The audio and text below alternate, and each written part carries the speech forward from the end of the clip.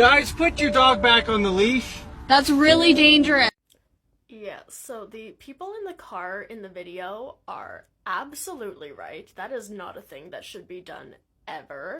So those look like elk in that video, due to their big fucking size and all that. So elk are related to moose, and they're just not something you want to get into a physical altercation with.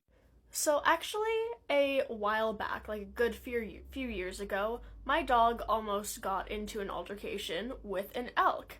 So the elk were in our yard in the morning, and my dad didn't notice when he let our dog out, when he opened the door for her to go out and do her stuff, and then he didn't notice until he heard her barking at the elk, and they were inside our fenced-in area, which is where my dog goes. So they were eating off of our apple tree or something like that, but he didn't notice that they were in the yard when he let my dog out, and so she was, "Can I help you?" So my parents, I don't actually even remember if it was my dad or both my parents, whatever, whoever let the dog out, they were like, "Oh shit, that's not good." So they finally got her back up. She did take a little bit of a kick from them. Like, luckily, it was a young elk that she was with. It was, like, just barely older than a baby, so she was totally fine. But they did get her in. She was fine. Called the vet. The vet said, yeah, whatever, she's okay. But, yeah, that could have been very bad, especially if the mom was in there and was like, absolutely fucking not, and decided to go kill my dog for hanging around her baby. So those look like adult elk, and one of them has very distinct antlers on them, so it is probably a male. Okay, not probably. It is a male elk. And male elk, not only being able to stab you with their heads, they also tend to be rather territorial.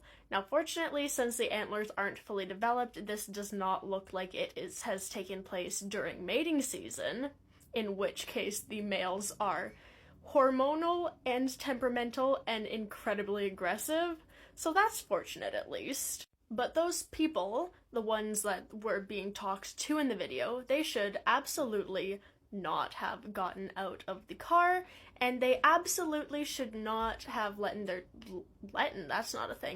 their dog out of the car, much less loose and off leash, because at the very least they will have a difficult time catching and getting that dog back into the car. At the worst case scenario, it would be relatively easy because the dog would be fucking dead.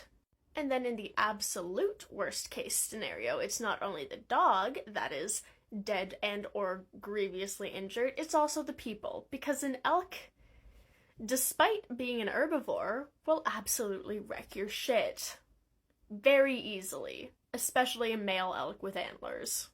So yeah, keep a safe distance from large animals, keep your pets and children a safe distance from large animals.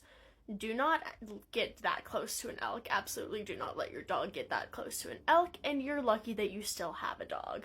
If you want to stop and take pictures, stay in your car or stay behind a fenced area. Like I made a video a while ago about some bighorn sheep, but they were in their own fenced area, and I was on the opposite side of that, and across the actually, no, I wasn't across the highway, but I was a good distance away from them, and very close to my car if I needed to get in and dip.